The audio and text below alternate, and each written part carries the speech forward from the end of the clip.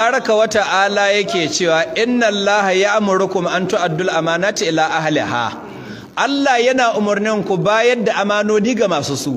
In an ka baka amana to haƙƙi ne ka bayar shi ta ga wanda ya baka amana.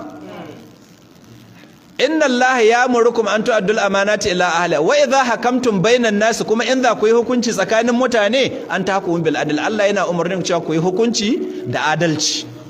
Kaga nan ma Allah ya umurni ayi adalci. Inna Allah ni'ma ya'idhukum bi, lalle Allah ma dalla da abin da yake muku wa'azi da shi. Inna Allah kana sami'an basira, Allah ya zama mai ji kuma mai gani. Wani wuri tabaraka wa ta'ala yake cewa wa aqsitu inna Allah yuhibbul muqsitina. Ku yi adalci, lalle Allah yana son masu adalci.